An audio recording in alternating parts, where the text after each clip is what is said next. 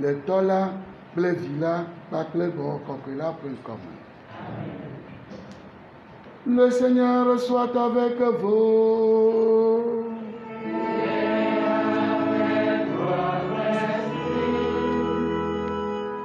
Mawu ƒe amenuvenu yi ke trɔ Agustino wòtrɔ zãme kɔkɔe amesetonu na eha la ate ŋu atrɔ mía dometɔ ɖe sia ɖe. Míabia amenuvenu ma be ne gawɔ dɔ le míaƒe xixia megbea ne wòakasi dzi ŋuti ne dziwo atrɔ gbɔ va egbɔ. La grâce de Dieu qui a transformé la vie d'Augustin, devenu Saint Augustin, peut transformer encore nos vies aujourd'hui. Demandons à cette grâce divine de toucher les cœurs afin qu'ils puissent revenir à lui. Egbea, Michodonaku, Maura Ike Djole Togoa dzi, la fondation de l'église au Togo, de l'église catholique au Togo. Michindola Noafuadji, le 27 et le 28, ils ont célébré la toute première célébration, Eucharistie, la toute première messe sur le sol togolais. Nous confions tous ces chrétiens, depuis sa naissance jusqu'à ce jour, nous les confions à Dieu. Eyoku voa Mawu ne xɔwo ɖe eƒe aƒe me. Mí ame yiwo kɔtɔ le mɔa dzia, Mawu ne kpe ɖe mía ŋuti, míatrɔ zu tɔ le nyateƒe me.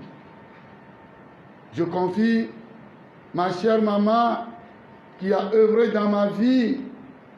Elle est incontournable pour moi. Ça fait 29 ans qu'elle nous a quittés. Je la confie toujours à la divine miséricorde.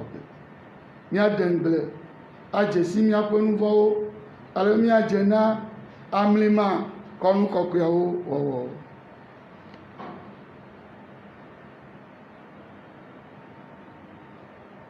Wɔ ame si tɔ la dɔ ɖa be nayɔ dɔ na ame siwo ƒe dzigbã la, kere ye le ye sɔne.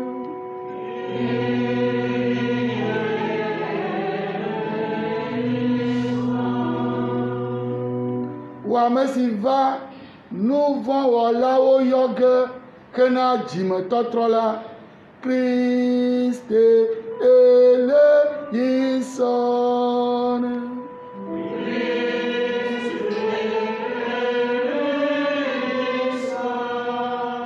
Wɔ ame si nɔ anyi ɖe tɔ la ƒe nuɖusi me hele nya xɔm ɖe mía nu la, kere ye le ye sɔne.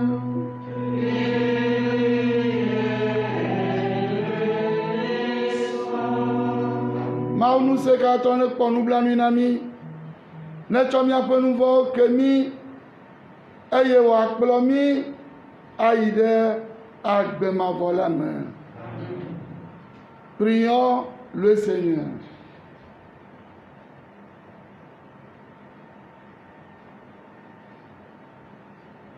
Renouvelle, Seigneur, dans ton Église l'esprit dont tu as comblé l'évêque Saint-Augustin pour que, remplis de ce même esprit, nous n'ayons soif que de toi, source de la vraie sagesse, et ne cherchions que toi, auteur de l'éternel amour. Par Jésus-Christ, ton Fils, notre Seigneur et notre Dieu, lui qui règne avec toi dans l'unité du Saint-Esprit, maintenant et pour les siècles des siècles.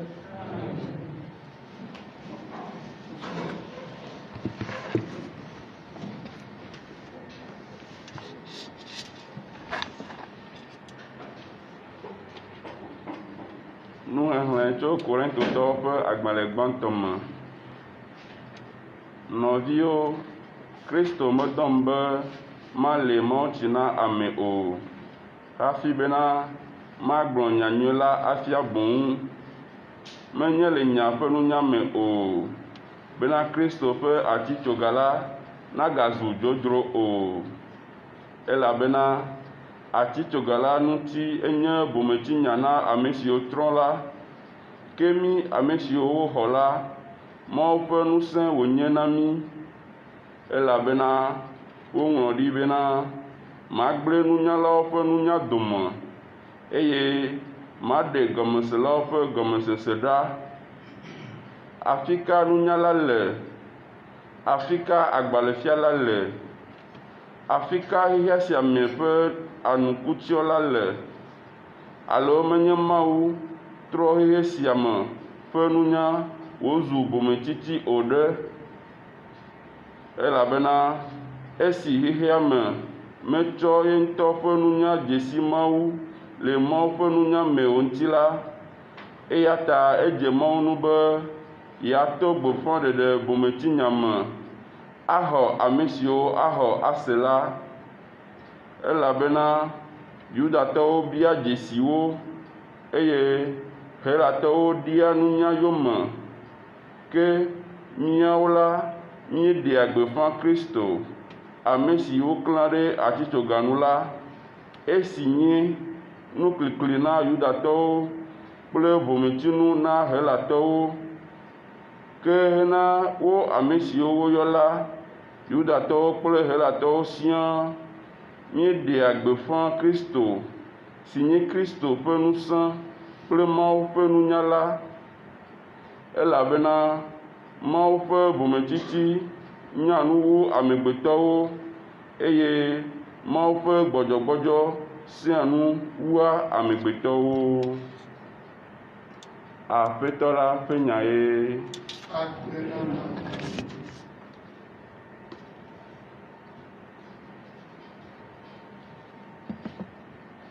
Voici le refrain du psaume. Toute la terre, Seigneur, est remplie de ton amour.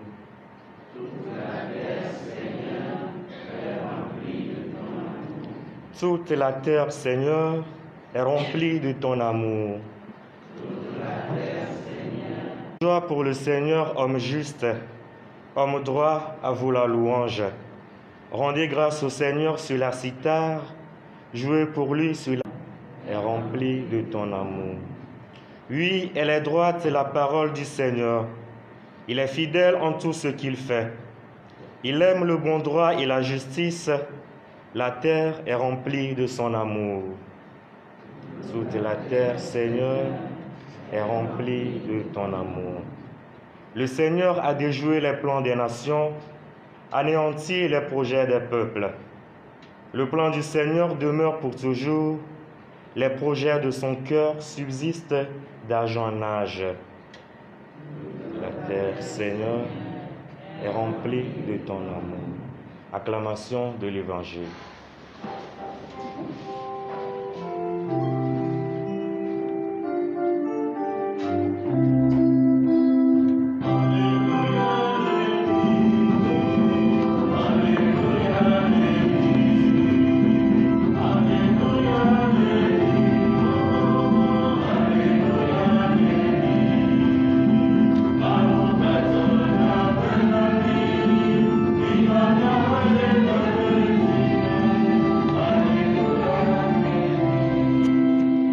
Restez éveillés et priez en tout temps. Ainsi, vous pourrez vous tenir debout devant le Fils de l'homme.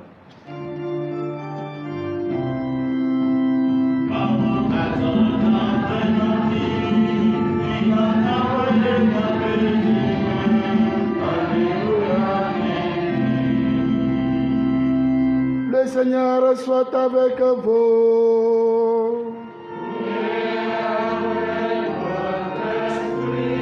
Annonce de la bonne nouvelle de Jésus-Christ selon saint Matthieu.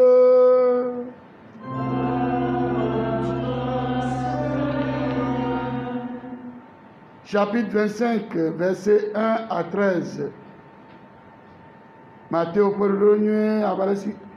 Jésus-Christ Matteo ŋlɔ ne tabla bevɔ atɔ̃ xexlẽmi wuietɔ̃ gbãtɔwo le ɣe ma ɣi me la Yesu nɔ nu ƒom na eƒe nusrɔ̃lawo le eƒe vava ŋuti eye wòdo lo sia na wo bena dziƒofiaɖuƒe la aɖi ɖetugbui ewo siwo do go kple woƒe akaɖiwo bena yewoayi aɖakpe ŋugbetɔsrɔ̃ eye wo dome ame atɔ̃ nye abunɛtɔ eye ame atɔ̃ hã nye aɖaŋudzela elabena abunɛtɔwo la wotsɔ woƒe akaɖiwo ke wometsɔ ami kpe ɖe wo ŋuti o ke aɖaŋudzelawo ya tsɔ ami de woƒe guiwo me kpe ɖe woƒe akaɖiwo ŋuti eye esi ŋugbetɔsrɔ̃ la tsi anyi la wo katã wodɔ akɔlɔe eye wodɔ alɔ̃ ke le zãtitina la ɣli ɖi bena kpɔɖa ŋugbetɔsrɔ̃ la gbɔna midogo yi ɖakpee tete ɖetugbui kɛmɛwo katã fɔ eye wodzra woƒe akaɖiwo ɖo eye abunɛtɔwo gblɔ na aɖaŋudzelawo bena mina miaƒe ami la ɖe mí elabena míaƒe akaɖiwo le tsitsim ke aɖaŋudzelawo xɔ edzi gblɔ bena o ɖewohĩ maɖe mía kpli miawo nu o miyi ame siwo le dzram la gbɔ boŋ ne miadze na mia ɖokui ke esi woyi edze ge la ŋugbetɔsrɔ̃ la va eye ame siwo dzra wo ɖokui ɖo la wokpe ɖe ŋuti yi srɔ̃ɖeƒe la eye wotu ʋɔtro la emegbe la ɖetugbui mamlɛawo hã va gblɔ bena aƒetɔ ʋui na mí ke exɔ dzi gblɔ na wo bena vavã mele gblɔm na mi bena nyemenya mi o eya ŋuti minɔ ŋudzɔ elabena mienya ŋkeke la alo gaƒoƒo la o. Acclamons la parole de Dieu.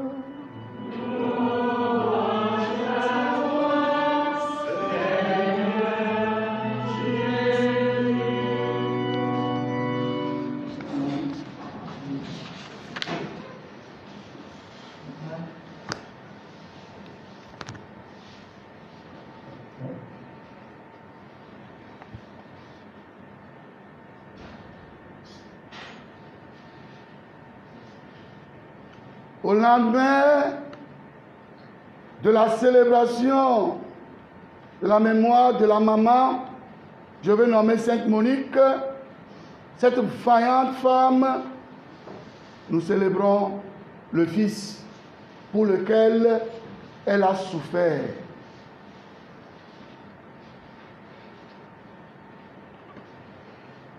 Chaque être humain, toute personne que tu vas rencontrer aujourd'hui sur ta route a un passé.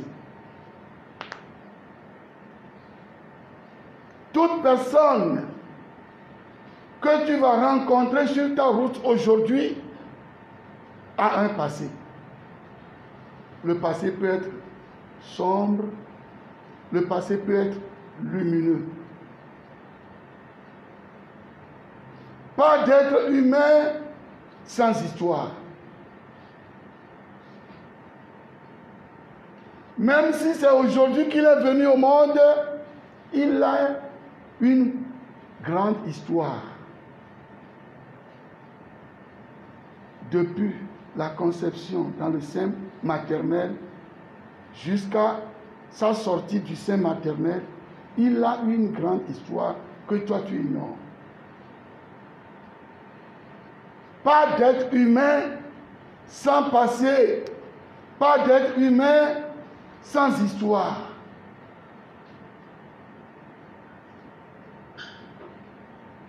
Celui que nous appelons Saint Augustin aujourd'hui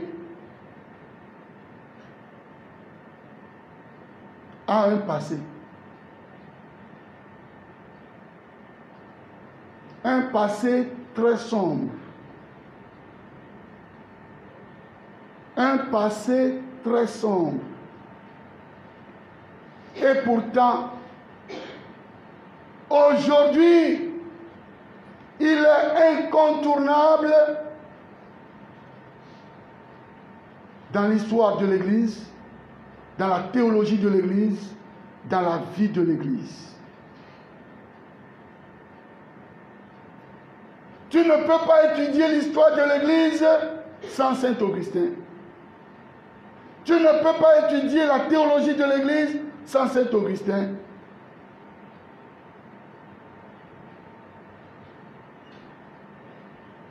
Tu ne peux pas chercher à connaître la vie de l'Église sans Saint Augustin. D'ailleurs, le célibat des prêtres vient de qui?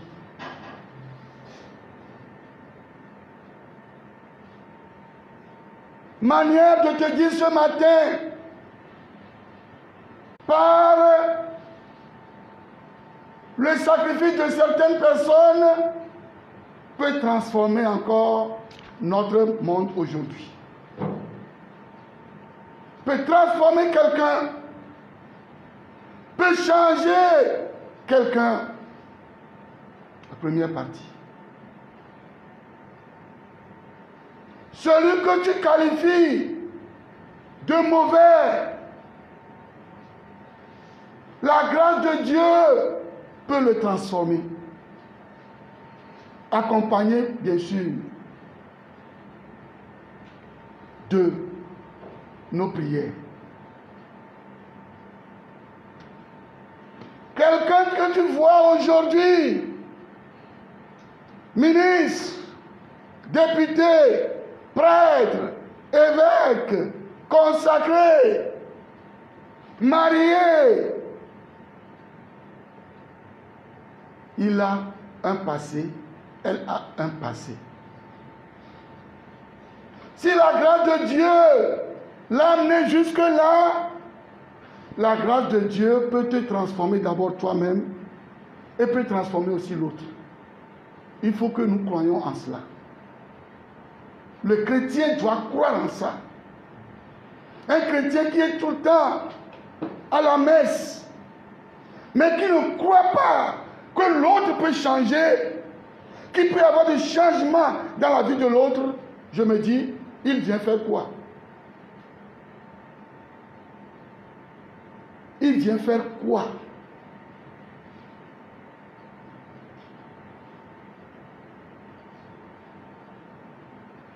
Il faut que cette personne, femme ou homme, puisse rencontrer cette grâce, écouter la parole.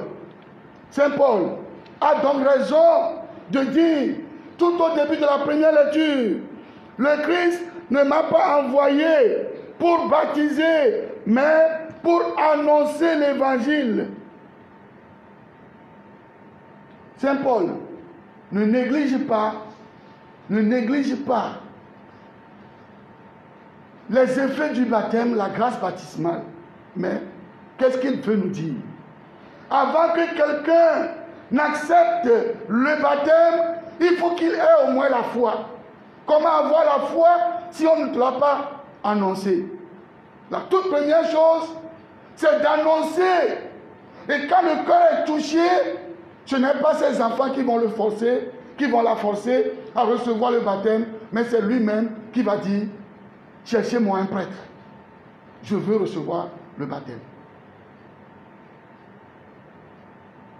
Bien, chers amis, nous sommes invités à cette fête de Saint-Augustin, l'Africain, à croire que Dieu, la grâce de Dieu, peut faire accomplir des transformations en nous-mêmes et que la grâce de Dieu peut accomplir des transformations positives dans la vie de l'autre.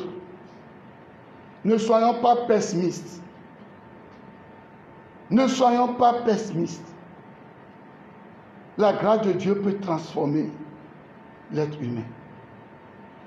Mais quelqu'un que tu rencontres aujourd'hui, la grâce de Dieu a opéré des choses en lui, en elle. Toutefois, peut-être, c'est l'effort et le sacrifice de certaines personnes qui ont accompagné la grâce de Dieu. Peut-être c'est l'effort et le sacrifice de certaines personnes.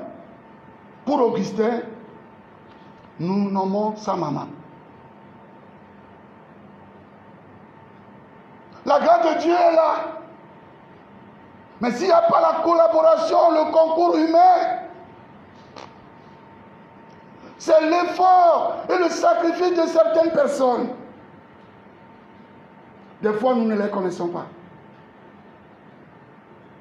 Certains sont revenus en eux-mêmes grâce à des prédications de certains prêtres qu'on ignore. C'est pourquoi, quand on veut, dans cette affaire de coronavirus, on veut tout faire pour étouffer l'Église ou bien le christianisme, je dis, nous sommes sur une pente glissante. Nous sommes sur une pente glissante. Il y a certains pays, ils n'arrivent pas à faire de la violence à cause du christianisme, qui ne prône pas la violence. Je peux en témoigner avec mes 16 ans de vie sacerdotale. Il y a des enfants révoltés. Si la grâce de Dieu les conduit vers toi au confessionnal, ce qu'ils ont prévu faire, ils déposent, ils font bas la terre. Que ce soit les gouvernants ou ceux qui sont gouvernés, nous devons faire attention. La grâce de Dieu, mais l'effort et le sacrifice de certaines personnes. La deuxième partie, la première partie, certains ont un passé sombre à l'instar de Saint-Augustin, mais sont devenus des éclaireurs. La deuxième partie, certains ont des passés lumineux, radieux, mais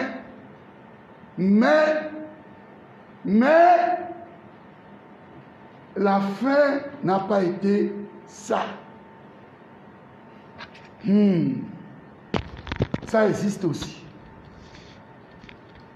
Pas d'homme sans passé, sans histoire.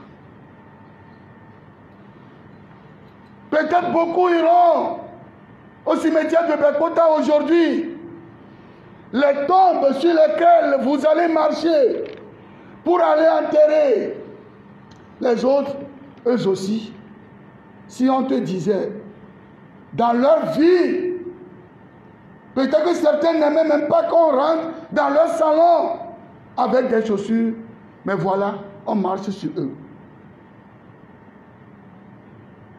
Certains avaient de l'importance, mais aujourd'hui,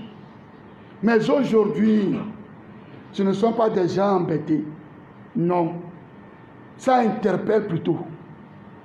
Ça doit nous interpeller. Ça doit nous interpeller. Ça ne doit pas devenir pour nous des sujets de moquerie dans nos assemblées. Au contraire, ce qui est arrivé à l'autre peut m'arriver. Et donc, Jésus, à cause de cela, Jésus nous conseille d'être prévoyants et vigilants. Ce qui est arrivé à l'autre, ce qui est arrivé dans l'autre famille, peut arriver dans ta famille, peut t'arriver.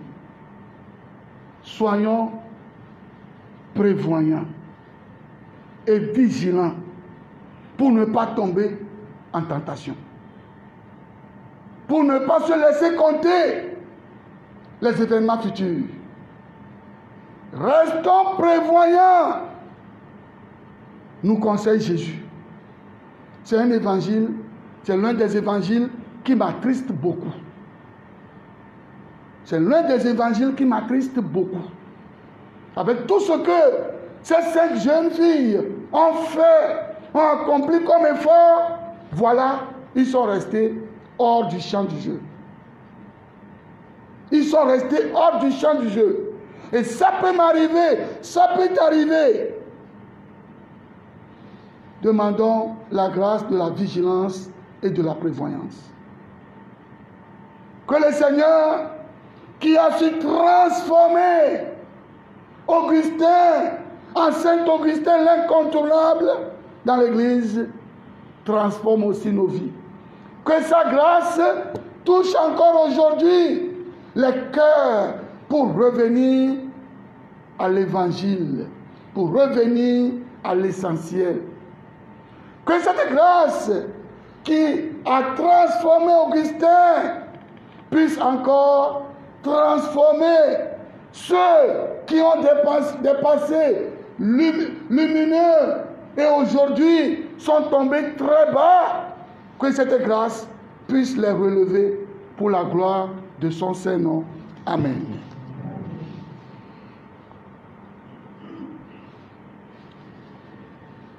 Dans la ville, on entend un travail, un non pas un, ni le via pas un, Monique Tocho, et via Augustin Togbe. Le dimata au voyado, Augustin, de vous, et toi Augustin, à me coquer. Et ma le glombe, à de tode comme les, y a un tomme, mais à me lentio. À me sia me que les accords le moji dia, y a Nado joleti travail. La tene nuit, la tene nous y comme me de bois mentio. Ni ma bloco comme nous barre. Voilà nous y comme de bois mentio. A de tode comme les. Y wa be un rotunya me le yasio. De vie que le pobia dont il a y conduit, on va me le dire bien. De vie ma Kotunya gbogbo de lesi. Kotunya gbogbo de le devimasi.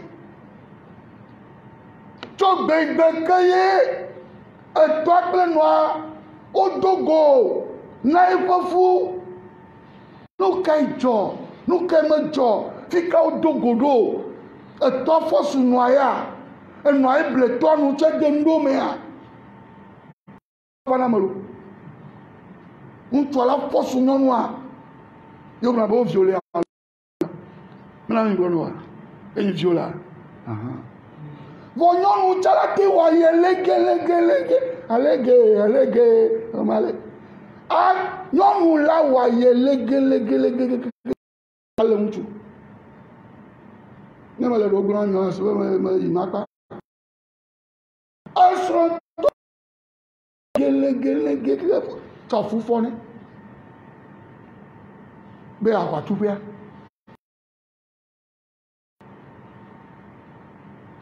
Allez, à même vélo. Nous caillons. De vima le bodo me dit. Nous caillons le dit kaka on va de le dire mon. Et bien fila de l'eau. Et bien on a dit l'eau. Voilà qu'on finit l'eau. Alors à filo. Oh, dis-moi que tu as dit que me irao. ne ma kpɔ ma bɛ ramassé wo ava de tsita nɔ. Nɔviwo, amegbetɔ mele yi ke ye ekotu nya mele si o. Nɔviwo yi ke nɔ anyi ɖe gbɔ, nɔviwo yi ke le adogo le mɔdzi gbia ɖe, ekotu nya le si. Akpa gbãtɔa ɖe, ame ɖewo ɖe, agbea va gɔ kpɔ, wo mate ƒo nu ƒo tso ŋuti o. Edu ɖe metɔ be nyɔnyɔ, bubuwo be vovo. Ame ɖewoa, wobe tsɔƒe gbea, menyi nu wonyo woagblɔ na amewo. Kafla. Ne woagblɔ fadawo ƒe tsɔƒe nya, episkɔpowo tɔ, episkɔpo ya meɖo tsɔ, mele ya mame ɖi o. Ne sistawo tsɛ meɖo tsɔ mo. Kristotɔ ɖewo, ne woagblɔ minista ɖewo, le go sia go me lo, le gbɔgbɔ me, le ŋutilã me, kpakple le ame ɖewo trɔ zu minista gbea, ebli kloloe. Yo tsɔna dena sukulu gome, atsɔ yi sukulu. Ne récréation me wotɔwo, wova le ƒle nu le ɖua, yo va nɔna kɔna ɖe me. Aku bli kloloe ma, atsɔ kɔ ɖe nu me. Ava ku pɔmpitsia le fi ma. Egbea, vital nuwo le. Alo abe anu voltique, eyi ne dzro anu. Ne woagblɔ wobe tsɔme meya ne woa, adatsi ye. Le akpɔ ame ɖewo le ʋu me gbea, etsɔme yi ke va yia, megblɔ ma se nye genitɔ na mi tsɔ. Kɔn be yi retraite nu gbea te ya tsɔ kpoa ƒu ta na mo. Ye ŋutɔ tsɛ gblɔ na mi, menya me bu egblɔ. Be wonɔ tsevie, tsiaƒe fi ma, gaɖo me yewo gbɔna, gawi ve me. La gbɔlo, me ya kpɔ nua ɖo. Tike la yi o, la ʋutu ya gblɔ, surtout ku ɖe agbe. Míwo katã mi wɔe. Mate nɔ tsevie ku ɖe agbe koa, ye la nɔ aƒe me, aɖu nu le fi ka o. Aɖu nu le fi ka o. Ku ɖe agbe trɔ me sukulu menana yo. 11h30, primaire viwo ma, midi, collège viwo. Ne mi ya ekpe koa, keke la ɖekaki wa da ɖea, edu gege ne tsɔ, edu gege ne tsɔ, edu gege ne tsɔ. Edɔ le wo me, la yia ɖe nu le agble. Ye ne mi yina, gaɖo me, le vanyamɔdzi amangoti ɖo, amango mekpɔ ɖi keke o tsã, miade kpe, ne ge alekea, fika le kpɔ tsia ɖo ya klẽ. Eya ne le be ya ɖuvi ɖe kɔ asi ta be dɔme la va ɖo la, dɔme la va ɖo la. Ye le atsɔ, ŋutɔ le tsɔ mangoa koa, la tsɔ tutu la wu aŋti, atutu le ŋti koa wa leke koa, evɔ le tɔ ɖuɖu klã. Eya la tsɔ le dɔ, edu gege ne tsɔ, edu gege ne tsɔ. Ame sia ame yi ke le adogo le mɔdzi gbia ɖe, etsɔmenɔsi va yi. Ne Mawu va menuvenu plutôt, menuvenu c'est la grâce, menuvenu c'est la miséricorde. Ne Mawu va menuvenu webe, etrɔ zu nu yi ke le kpɔ le gbea, nya be ivi yi ke yi be ame yaya meɖo ta oa, esa trɔ zu nu nɔ tsɔ. Nya be yi tsã Mawu la te trɔ yi. Ame ma tsã Mawu la te trɔe. Megakpɔe na viwo ko, kpɔe na ame bubu tsã me vi. Elabe gaɖo mea, mi gblɔna bena Mawu ƒe amenuvenu la te trɔ mía tɔa. Ame ma me via ho, bokɔnɔ be vi ma. Ame ɖe la gblɔ nɛ bena enɔ nu vedu si o ma nɔ egbɔa. Nka va le dzi le Kristo. Yɔ, Mawu ƒe amenuvenu la te trɔ ame sia ame. La te trɔ nɔvinye, fada. Menyi be nye ko atrɔ. La te trɔ ame sia ame. La ka ɖe dzi. Me gagblɔ be ame ɖe anyina kakakaka. Mawu ƒe amenuvenu mate ŋu trɔe o. Eye amenuvenu ma ɖe ehia tsa be ame ɖewo akpe ɖe ŋuti. Elabe mɔmɔ be le yame kɔa awo ela do go ame ɖewo. Enye na sacrifice evɔsasa kple ame ɖewo ƒe agbagbadzedze ye le atsɔ kpɔ ame ɖewo atrɔ. Wole klo dze Agustino toa enɔa ye. Ame bubuwoa elabe hafi amenuvenua wòasu amea ɖe la se nya ɖe la ame ɖe la gblɔ nya ɖe nɛ la teƒe ati menye be mawu ya kokoko lo. Ame ɖewoa wole gbevua dzi le yi kakakaka wova do go ame ɖe gbe ɖe gbe yi ko to ne be oh jeune fille tu es belle hein? Tu dois être intelligente hein? Ou bien amea de ta go non. Tel que je te vois, tu dois être intelligente. Tu sais que tu es très belle. Eh bien, toi, tu es ta boucle. Longtemps, on glonait, les bapes, on tournait, ta beaucoup n'ento. Poueda, pouenya nirada, et ya obe, et ton lit que l'ebe, ya ouais, ton wako. Non, moi, il va faire moi, le togo, l'homme, le milo. Ye karo mɔntɔ ne dza gbɔ aƒe mea ewɔ nɛ atɔ sika le nu enuya yi ne le ame ɖe sia ame ne gblɔ na yi tso gbegbe ye wo ŋutsu ma kpɔe yo be tu es très belle le dzetugbedze ŋutɔ mais tu dois être intelligente yo gblɔ ya ma ne nyɔnuvi ma yi ke gbea ela nɔnɔ 40 ans, mais là, on a 40 ans. Et vive les yeux. Maman, pour la divio. Un soir, elle a tout fait. Et il y a un bonheur, oh, le jetou bédje, le nyabé la nyanou toya.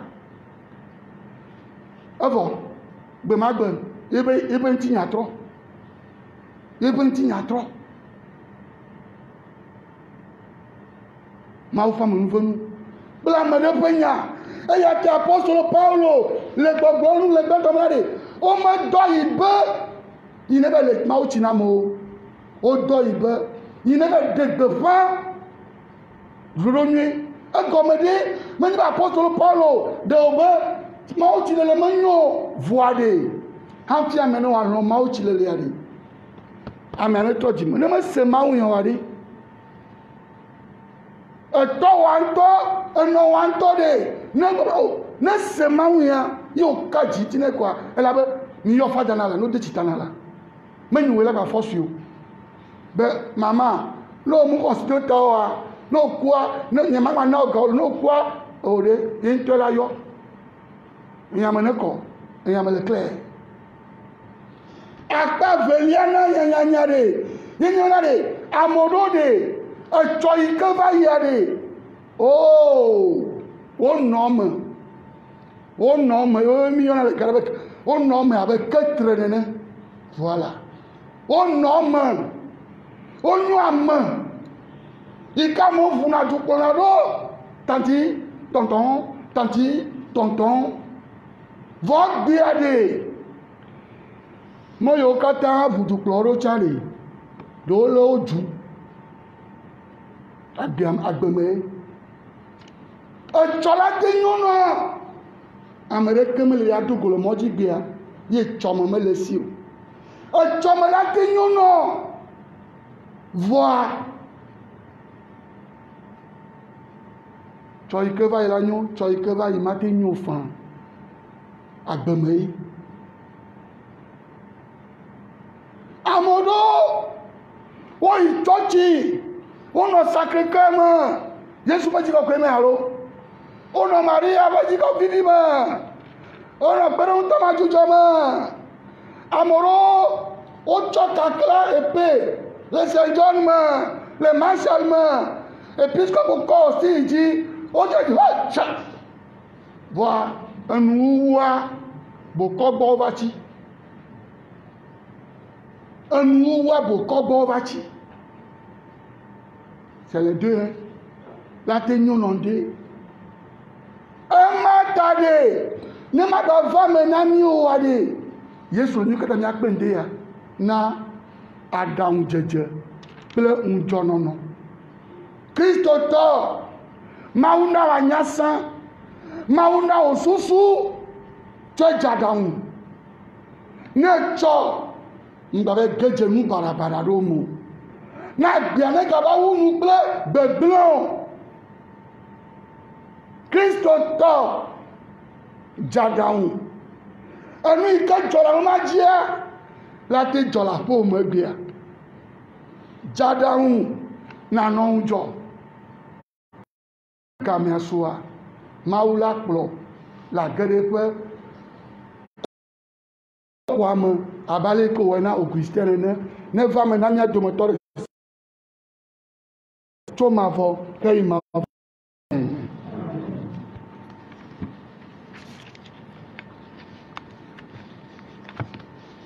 Mia yi plein jojo, mia me okatan le suivre mais ça quoi.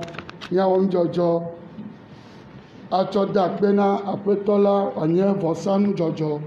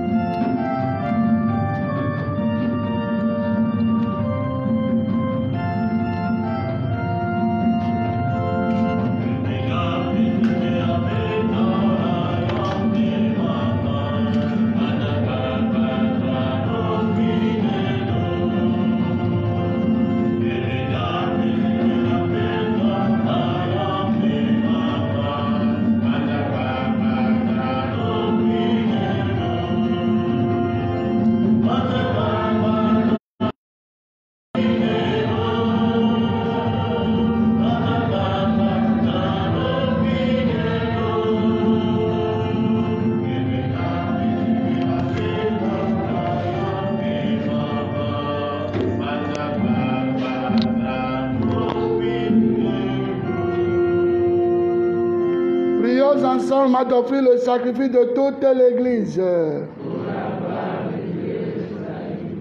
En célébrant le mémorial de notre salut, nous te supplions, Seigneur, que le sacrement de ton amour soit pour nous signe de l'unité et de la charité en cette fête de Saint-Augustin par Jésus le Christ, notre Seigneur.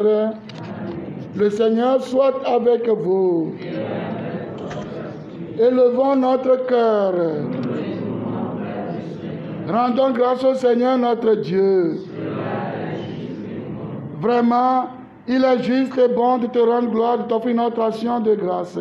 Toujours et en tout lieu, à toi, Père très saint, Dieu éternel et tout-puissant, par le Christ, notre Seigneur. Tu ravives toujours les forces de ton Église.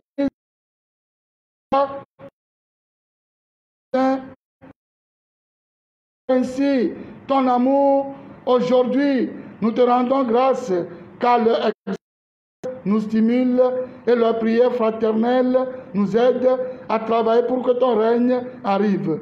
Voilà pourquoi, Seigneur, avec les anges et tous les saints, nous proclamons ta gloire en chantant.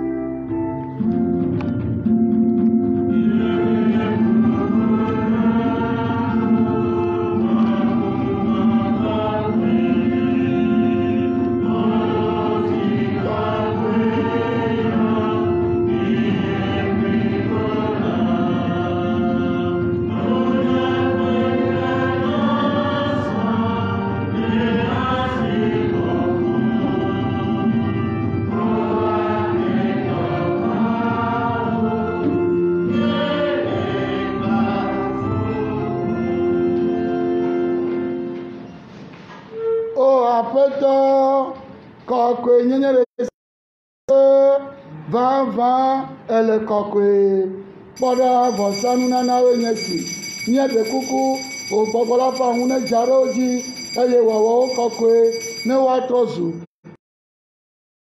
Kristo ƒe ŋutilã kple ʋu na mi. Eya ame siwo tsɔ de asi le esime eya ŋutɔ lɔ̃ be yeakpe fu la tsɔ abolo eye wòda akpe ŋe me eye wòtsɔe na eƒe nusrɔ̃lawo hegblɔ ale: mixɔe ne mi katã miaɖu ʋãʋã, esia nye nye ŋutilã si woatsɔ na ɖe mia ta.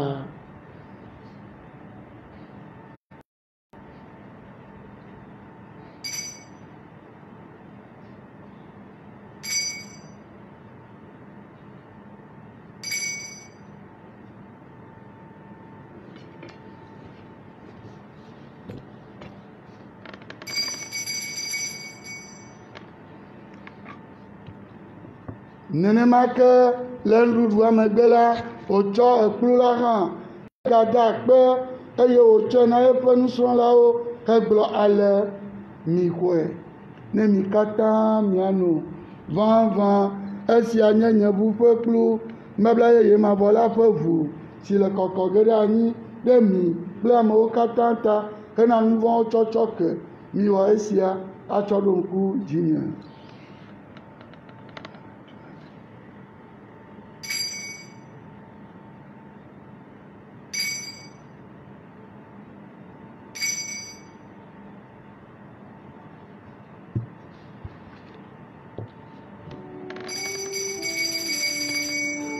Ɔɖa xɔse ƒe amlima sia lolo.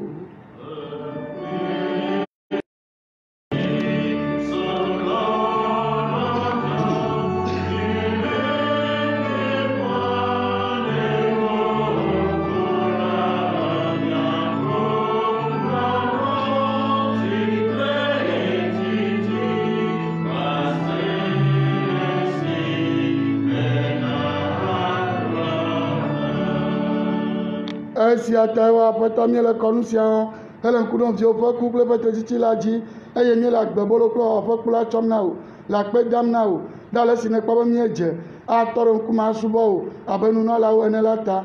Alea míele kuku ɖem na wo le bɔbɔ enye me be mí ame siwo akpɔ gome le Kristo ƒe ŋutilã kple ʋu me la, gbɔgbɔ kɔkɔe la naƒo mía nu ƒu ɖekae. Aƒetɔ, naɖo ŋku wò hasi kaka ɖe xe blibo la me la dzi. Na woazu blibo le lɔlɔ̃me. Le ɖekawɔ me kple míaƒe Papa Francisco, míaƒe episkopo gã Nicodemo, kpakple ame siwo katã le wo dukɔ la kplɔm la. Nagaɖo ŋku mía nɔvi siwo ku ele alɔ dɔm le mɔkpɔkpɔ me na tsitretsitsi la, vevietɔ esiwo ta míele misasia wɔm ɖo, kpakple ame siwo katã trɔ megbe le nublanuikpɔkpɔ me la dzi. Xɔwo ɖe wo ŋkume ƒe kekeli la me dzro.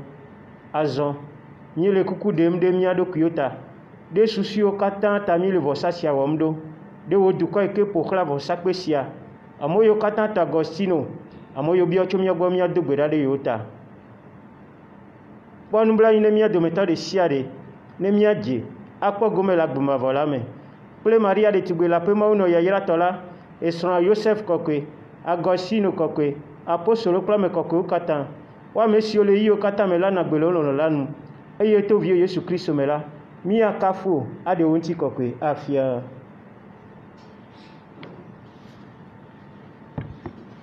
To Kristo me kpakple Kristo eye le Kristo me la bubu kple ŋutikɔkɔe ɖe sia ɖe li na wò Mawu tɔ ŋusẽkatãtɔ la le gbɔgbɔ kɔkɔe la ƒe ɖeka wɔ me tso mavɔ heyi mavɔ. Esi míeƒoƒu le gbɔgbɔ ɖeka me la, míawɔ ɖeka kple fadabutɔ Gustave Sanvi egbenyeƒe fadaɖuƒe Petrɔzã eye míado aƒetɔ ƒe gbe ɖa kple dzideƒo agblɔ bena míatɔ si le dziƒo ŋkɔ ŋuti nekɔ wo fiaɖuɖu neva ne woawɔ wo lɔlɔ̃nu le anyigba dzi si gbe ale si wowɔnɛ le dziƒo ene. Na mí egbea míaƒe ŋkeke nuɖuɖu natsɔ míaƒe nu vɔ̃wo ke mí si gbe ale si míawo hã míetsɔ wo ke na ame siwo da vo ɖe mía ŋuti ene eye mègaɖe mɔ be míadze tetekpɔ me ke ɖe mí ɖa le vɔ. Aƒetɔ míele kuku ɖem na wo bena ɖe mí ɖa le vɔwo katã dɔme ana ŋutifafa míaƒe agbeŋkekewo me ale be to nublanuikpɔkpɔ kple vɔ si me ɖayi anɔ tso xaxawo katã me mí ame siwo le yayramɔkpɔkpɔ kple mía xɔ la Yesu Kristo ƒe ŋutikɔkɔe ƒe ɖeɖefia lalam.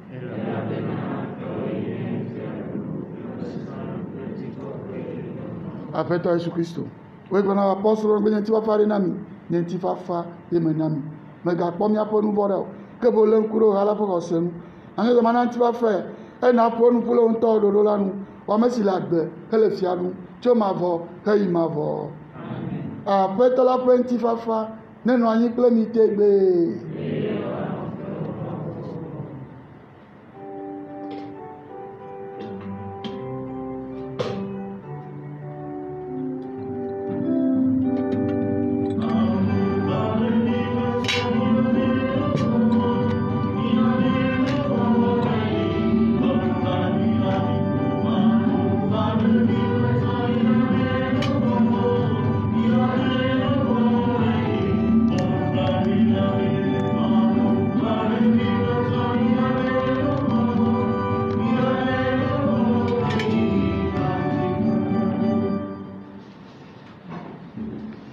Mikpɔ Mawu ƒe alẽvi la ɖa mikpɔe eya ye tsɔ yam ƒe nu vɔ̃wo ke yi yayratɔe nye ame siwo kpe va alẽvi la ƒe nuɖuƒe. Aƒetɔ medze be nava nye xɔ nu o vɔ agblɔ nya ɖeka ko enye le vɔme na Kristo ƒe ŋutilã ne dzra mi ɖo na agbe mavɔ la.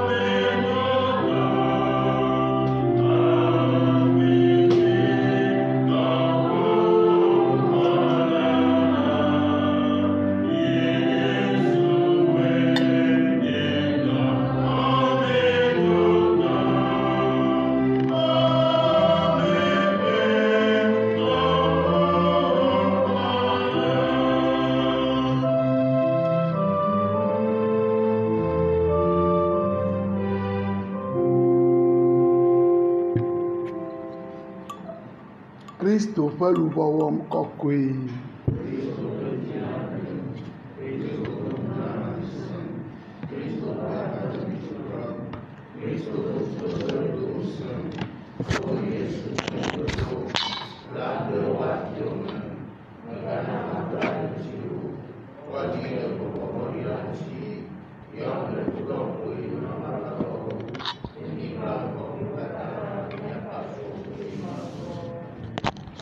Je vous salue Marie.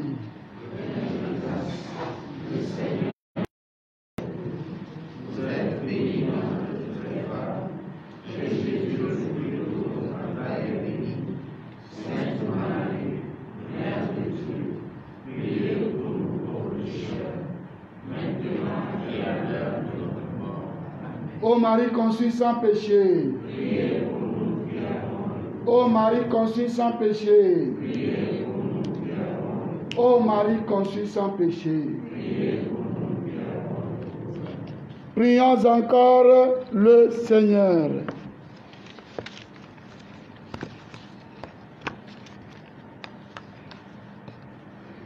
Que la participation à la table du Christ nous sanctifie, Seigneur, afin que, membres de son corps, nous devenions vraiment ce que nous avons reçu.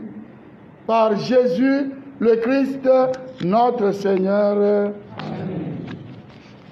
Demain, la messe est à 6h30. Et toi, Issa, gardez-le afin après.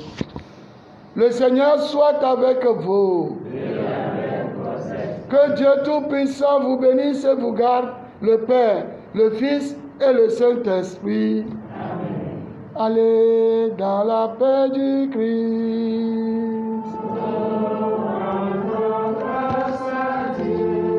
Quelqu'un a dit, fille, a dit, Namilo.